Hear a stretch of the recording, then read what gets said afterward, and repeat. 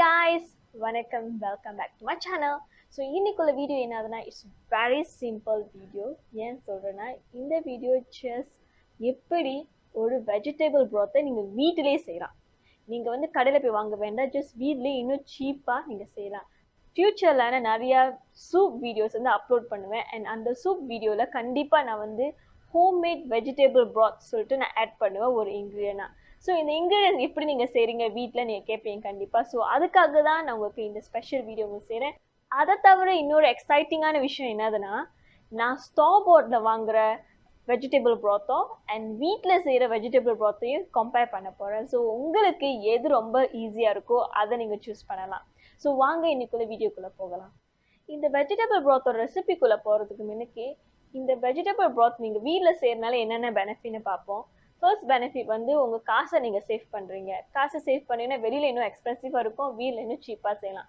இன்னொன்று என்னதுன்னா உங்களோட டைமை சேவ் பண்ணுறீங்க, என்னோட வேஸ்ட் இதை வந்து நீங்கள் சேவ் பண்ணுறீங்க. எப்படி நான் சொல்கிறேன்னா, நீங்கள் காய்கறிகளை எப்பயும் வெட்டும் போது கண்டிப்பாக பேலன்ஸ் இந்த மிச்சம் மீதி இருக்கும்ல, இதை நம்ம நார்மலி தூக்கி போட்டுருவோம், இல்லாட்டி நம்ம ஃபர்டிலைசராக இந்த பிளான்ஸ்க்கு இந்த மாதிரி யூஸ் பண்ணுவோம். ஸோ இது என்ன பண்ணலான்னு நீங்கள் அதை எடுத்து வச்சு நீங்கள் உங்கள் வெஜிடபிள் ப்ராத்தில் ஆட் பண்ணி நீங்கள் குக் பண்ணாலே உங்களுக்கு ஒரு ஃப்ளேவர்ஃபுல்லான ஒரு வெஜிடபிள் ப்ராத் ரெடி ஆயிரும். மூணாவது பெனிஃபிட் என்னன்னா ஃப்ளேவர் கண்ட்ரோல். உங்களுக்கு எந்தெந்த காய்கறிகள்லாம் பிடிக்காதோ அந்த காய்கறிகளை இந்த வெஜிடபிள் ப்ராத்தில் நீங்கள் ஆட் பண்ண வேணாம். சில பேருக்கு செலரினாலே பிடிக்காது. ஸோ நீங்கள் செலரியை தவிர்த்துட்டு மற்ற காய்கறிகளை போட்டு நீங்கள் வெஜிடபிள் ப்ராத்தை செய்யலாம். பட் மோஸ்ட்லி நீங்கள் வெளியில் வாங்குற வெஜிடபிள் ப்ராத்தை பார்த்தீங்கன்னா அதில் கண்டிப்பாக சேலரி ஆட் பண்ணியிருப்பாங்க. பிகாஸ் சேலரி வந்து நிறைய டேஸ்ட் ஒரு ஃப்ளேவரை கொடுக்குறதுனால அதை ஆட் பண்ணியிருப்பாங்க. இப்போ சில பேருக்கு பிடிக்காதுங்க, என்ன பண்ணலாம், உங்களுக்கு பிடிச்ச மாதிரி கஸ்டமைஸ் பண்ணி நீங்கள் ப்ரிப்பேர் பண்ணிக்கலாம். நாலாவது பெனிஃபிட் என்னதுன்னா சோடியம் கண்ட்ரோல். உப்பு வந்து நார்மலி நம்ம குக் பண்ணும் போது உப்பு போடுவோம். ஸோ ஆல்ரெடி வெஜிடபிள் ப்ராத்தில் வந்து உப்பு இருந்துச்சுன்னா நீங்கள் உப்பு கலந்து இந்த வெஜிடபிள் ப்ராத்தை உங்கள் சமையலில் போடுறது கொஞ்சம் தயக்கமாக இருக்கும். ஏன்னா வந்து எங்கிற உப்பு கூடிய போயிடுமோ அப்படி சொல்லி ஒரு தயக்கம் இருக்கும். பட் நீங்கள் சொந்தமாக வீட்டில் செய்யும் போது நீங்கள் உப்பு போடாமலே ஒரு வெஜிடபிள் ப்ராத்தை ப்ரிப்பேர் பண்ணிவிட்டு உங்கள் வீட்டுக்கு சமையலுக்கு எந்த அளவுக்கு நீங்கள் உப்பு சாப்பிடுங்க அந்த அளவுக்கு நீங்கள் உப்பு குறவா போட்டு நீங்கள் சமைச்சிக்கலாம். இன்னொரு விஷயம், உங்களுக்காகவே நான் ஒரு வெஜிடபிள் ப்ராத்தை வந்து கடையில் போய் வாங்கிட்டு வந்திருக்கேன். எங்கே சுற்றினாலும் இதில் வந்துட்டு அந்த பிராண்ட் பேர் போட்டிருக்காங்க. ஸோ அதனால தான் உங்கள்கிட்ட முழுமையாக காட்டுவேன்னு நினைக்கிறேன். ஸோ நான் வந்து வெஜிடபிள் ப்ராத் ஆல்ரெடி கடையில் வாங்கிட்டேன். கடையில் வாங்கினதுலேருந்து நான் சொல்கிறேன் என்னென்ன போட்டிருக்காங்கன்னு. இதில் வந்து ஆடட் வித் கேன் சுகர் போட்டிருக்காங்க. ஸோ சுகரும் ஆட் பண்ணுறாங்க. ஸோ நம்ம வீட்டில் செய்யும்போது நார்மலி சுகர் ஆட் பண்ண மாட்டோம். சம்டைம் கடையில் எதுக்கு சுகர் போடுறாங்கன்னா சுகர் ஆட் பண்ணாக்கா வந்து நம்ம அடிஷ்னல் ஃப்ளேவராக இருக்கும் அதுக்காக. பட் டோன்ட் வரி, நீங்கள் சுகரை ஆட் பண்ணாமல் எப்படி உங்களோட வெஜிடபிள் ப்ராத்தை வந்து ஸ்வீட்டாக கொண்டு வருதுன்னு அப்புறமே உங்கள்கிட்ட சொல்கிறேன். அடுத்த இன்கிரிடியன்ட் என்ன ஆட் பண்ணிக்கலாம் பார்ப்போம். இதில் வந்து மேஸ் மால்டோ டெக்ஸ்ட்ரின் ஆட் பண்ணியிருக்காங்க. மேஸ் மால்டோ டெக்ஸ்ட்ரினா என்னதுன்னா ஒரு விதமான கார்ன் ஸ்டார்ச் எதுக்கு ஆட் பண்ணுவாங்கன்னா அந்த வெஜிடபிள் ப்ராத் இல்லை சூப் வந்து திக்காகணும் அதுக்காக வந்துட்டு ஆட் பண்ணுவாங்க. இது வந்து ஆப்ஷனல் தான். நம்ம வீட்டில் செய்யும் போது இது ஆட் பண்ண அவசியமே. நம்ம வந்து மற்ற இன்க்ரீடியன்ஸ் ஆட் பண்ணாலே அது நேச்சுரலாகவே அது வந்து திக்கான ஒரு கான்சன்ட்ரேஷன் வந்துடும். பட் நம்ம சமைக்கும் போது நம்மளுக்கு தேவையான அளவுக்கு ஒரு பொட்டேட்டோ ஸ்டார்ச்சோ இல்லாட்டி கார்ன் ஸ்டார்ச் ஆட் பண்ணுறதோ இல்லையோ நம்ம ஆப்ஷனல் தான். ஸோ இந்த மாதிரியான நிறைய இன்க்ரீடியன்ட் நமக்கு தேவையான இன்க்ரீடியன்ட் ஆட் பண்ணியிருக்காங்க. அண்ட் சில இது வந்து ஃப்ளேவரிங்ஸ் ஆட் பண்ணியிருக்காங்க. அண்ட் கடையில் வாங்குற வெஜிடபிள் ப்ராத்க்கு என்ன ஒரு ப்ரோஸ்ன்னு சொன்னோம்னா, இது ஆல்ரெடி வந்து நியூட்ரிஷனல் இன்ஃபர்மேஷன் கொடுத்துட்டாங்க. எந்த அளவுக்கு சக்தி இருக்குது, எனர்ஜி சொல்லுவோம் நம்ம, எனர்ஜி எந்த அளவுக்கு எனர்ஜி இருக்குது, ப்ரோட்டீன் எவ்வளோ இருக்குது, அப்புறம் ஃபேட் எத்தனை பெர்சன்டேஜ் இருக்குது, கார்போஹைட்ரேட் எத்தனை பெர்சன்டேஜ் இருக்குது, சுகர் சோடியம் இதெல்லாம் எத்தனை பெர்சன்டேஜ் இருக்குன்னு ஆல்ரெடி நமக்கு லேபிள் கொடுத்துட்டாங்க. பட் நம்ம வீட்டில் செய்யறதுக்கு நமக்கு நார்மலி லேபிளிங்லாம் தெரியாது. பட் நீங்கள் என்னென்ன இன்க்ரீடியன்ஸ் ஆட் பண்ணுறீங்களோ அதுக்கேற்ற மாதிரி நியூட்ரியன்ஸ் கண்டிப்பாக உங்களுக்கு வெஜிடபிள் ப்ராத்லேருந்து கிடைக்கும். இப்போ நம்ம ஸ்டாப் பாட் வெஜிடபிள் ப்ராத்தையும் வீட்டில் செய்கிற வெஜிடபிள் ப்ராத்தையும் கம்பேர் பண்ணியாச்சு. அடுத்தது என்னென்ன இன்க்ரீடியன்ஸை உள்ளுக்கு போடலாம் நம்ம வெஜிடபிள் ப்ராத்தில் நீங்கள் பார்க்கலாம். இது கண்டிப்பாக நீங்கள் ஆட் பண்ணலாம். ஏன் சொல்கிறேன்னா இதெல்லாம் வந்துட்டு உங்களுக்கு நிறைய ஃப்ளேவர்ஸை கொடுக்கும். ஆனியன், வெங்காயம், செலரி, பூண்டு, கேல் வந்து கண்டிப்பாக நீங்கள் அதோட இலையை மட்டும் எடுத்துகிட்டு போடணும். அதோட காம்பை போட்டிங்கன்னா அது கண்டிப்பாக வந்து ஒரு கசப்பான ஒரு டேஸ்ட்டை கொடுக்கும். ஸோ அதை கண்டிப்பாக தவிர்த்துக்குங்க. மற்ற விதமான நான் உங்களுக்கு ஸ்க்ரீனில் காட்டுற இந்த பிக்சர்ஸோ இல்லாட்டி இந்த பேரோ இந்த இன்க்ரீடியன்ஸை நீங்கள் கண்டிப்பாக யூஸ் பண்ணிக்கலாம். அண்ட் ஈவன் நீங்கள் சமைக்கும் போது ஏதாச்சும் ஒரு தோல் உரிக்கிறீங்க, ஒரு பொட்டேட்டோவோட தோல் உரிச்சிட்டு இருக்கீங்க, வெங்காயத்தோட தோல் உரிக்கிறீங்க, பூண்டோட தோல் உரிக்கிறீங்க, இதெல்லாம் நீங்கள் தூக்கி போட தேவையில்லை. ஒரு சின்ன ஒரு ஜிப்பர் லாக் பேக்கில் வந்து நீங்கள் எல்லாத்தையுமே எவ்ரிடே சமைக்கிறது வந்து எல்லாத்தையும் அந்த ஜிப்பர் லாக் பேக்கில் போட்டுட்டு நீங்கள் ஃப்ரீஸாக வர கூடிய அந்த ஃப்ரீசரில் எடுத்து வச்சுருங்க.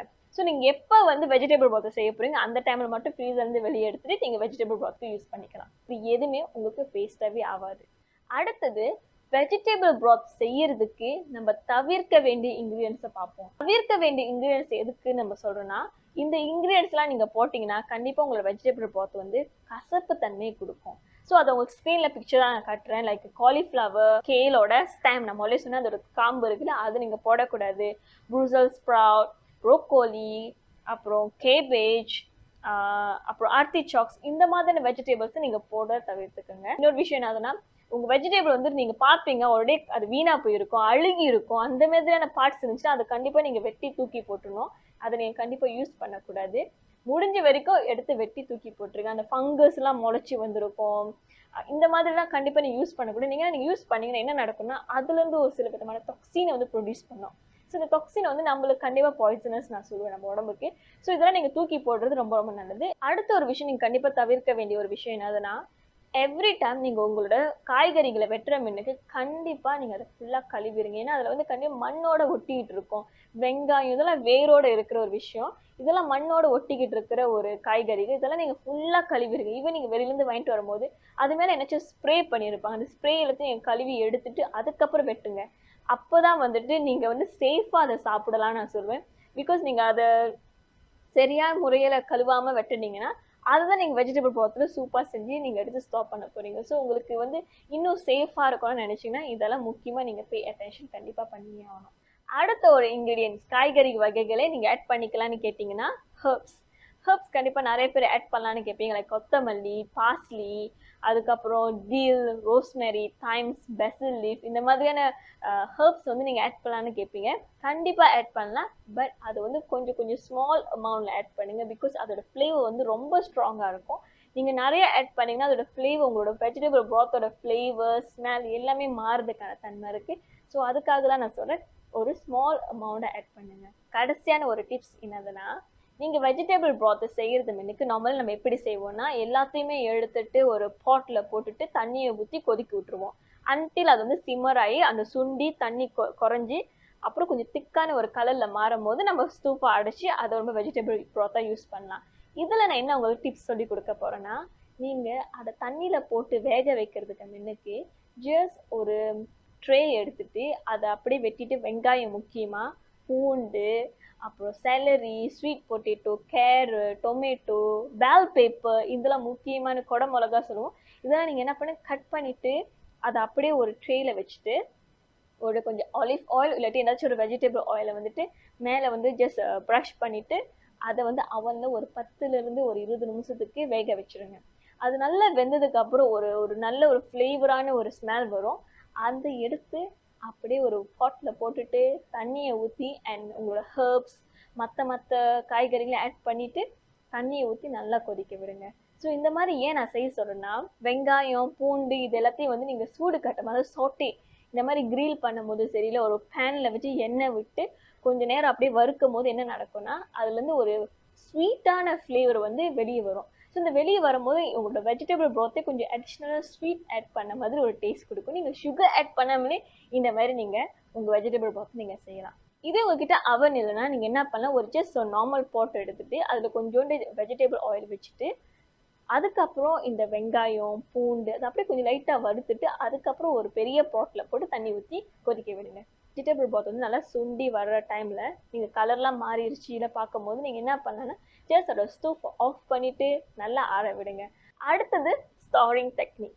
எவ்வளோ கஷ்டப்பட்டு நீங்கள் வெஜிடபிள் broth ப்ரிப்பேர் பண்ணிவிட்டு கடைசியாக ஒரு ப்ராப்பராக ஸ்டாப் பண்ணலைன்னா அந்த வெஜிடபிள் broth வேஸ்ட் ஆகிரும். ஸோ எப்படி ஸ்டோரிங் பண்ணலாம், நீங்கள் ஆன் த ஸ்பாட் நீங்கள் குக்கிங்கில் ஆட் பண்ணலாம், இல்லாட்டி நீங்கள் ஒரு கிளாஸ் ஜாரில் ஸ்டாப் பண்ணிவிட்டு அது ரெஃப்ரிஜிரேட்டருக்குள்ளே வைக்கலாம். இதுவே உங்களோட வெஜிடபிள் broth நீங்கள் ரொம்ப நாளைக்கு ஸ்டாப் பண்ணணும்னு நினைக்கிறீங்கன்னா என்ன பண்ணலாம்னா, சிலிக்கான் ட்ரே இல்லாட்டி ஐஸ் கியூப் ட்ரே இருக்குல்ல, இதில் நீங்கள் ஊற்றிட்டு ஃப்ரீசரில் எடுத்து வச்சுருங்க. ஸோ ஃப்ரீஸ் ஆனதுக்கப்புறம் ஒரு சின்ன கண்டெய்னர் இல்லாட்டி ஒரு ஜிப்பர் லாக் பேக்கில் ட்ரான்ஸ்ஃபர் பண்ணிவிட்டு நீங்கள் அழகாக அடுக்கி வச்சிடலாம். ஸோ எப்போல்லாம் நீங்கள் குக்கிங்கில் யூஸ் பண்ண போகிறீங்கன்னு நினைக்கிறீங்கன்னா அப்போல்லாம் எடுத்து நீங்கள் குக்கிங்கில் ஆட் பண்ணிக்கலாம். இது ஒரு ஃபியூ மந்த்ஸ்க்கு நீங்கள் ஃப்ரீசரில் வந்து ஸ்டாப் பண்ணி வச்சுக்கலாம். ஸோ அவ்வளோதான் guys. இந்த வெஜிடபிள் broth கண்டிப்பாக நீங்கள் ப்ரிப்பேர் பண்ணிட்டு வீட்டில் ஸ்டாப் பண்ணி வச்சுக்கோங்க. எப்போ வேணும்னாலும் உங்கள் கறியிலையோ சரி, ஏதாச்சும் ஒரு நார்மல் குக்கிங் கிரேவி ஒரு குருமா செய்கிறீங்க, ஒரு அடிஷ்னலாக ஒரு ஃப்ளேவர் ஆட் பண்ணணும்னு நினச்சின்னா இந்த ஒரு சீக்ரெட் இன்க்ரீடியன்ட் எடுத்து யூஸ் பண்ணிக்கோங்க. கண்டிப்பாக உங்களோட சாப்பாடு ரொம்ப ருசியாக இருக்கும். அண்ட் உங்களை அது வரைக்கும் அடுத்த வீடியோவில் பார்க்குற வரைக்கும் பாய் guys.